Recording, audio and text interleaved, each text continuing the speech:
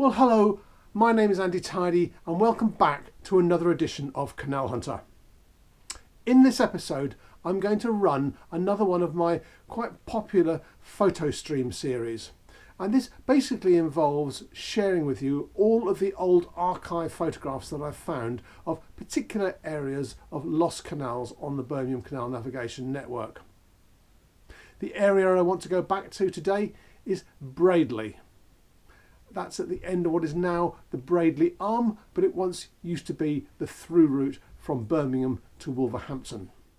Now there is a huge temptation to simply dive in at the top of the Braidley Locks branch and go down to Bloomfield Junction at the bottom. There's plenty of photos, but I want to take this opportunity to go a little bit north and to start just to the north of Pumphouse Bridge. As I say, this was on the original Phase 2 construction programme for the Birmingham Canal, and the Birmingham Canal reached this location in 1770. It then carried on being built for a couple more years and eventually reached Wolverhampton in 1772. But just to the north of Pumphouse Bridge, there was one of the smaller but well preserved canal interchange basins. And these are basins where the railways and the canals interacted. Loads came off the canals onto the railways, and loads came off the railways onto the canals, and they used the infrastructure of the canals to deliver goods to their final destination. So the Bilston Interchange basin wasn't one of the Great Western Railway's largest basins by any means, but it did endure right through to the end, and there is a good collection of photos from the 1980s when the covering shed that went over the loading area still existed. So I'm going to start the video rolling at the Bilston Interchange basin, and then we're going to move on to the Lower Braidley Loop.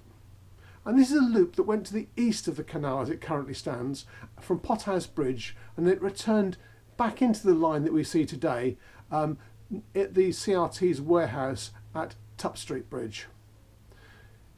On this loop there were the usual collection of collieries and ironworks, but most notable among those is John Wilkinson's ironworks, the original raison d'etre for why the canal chose to come through this line at all, to reach the ironworks.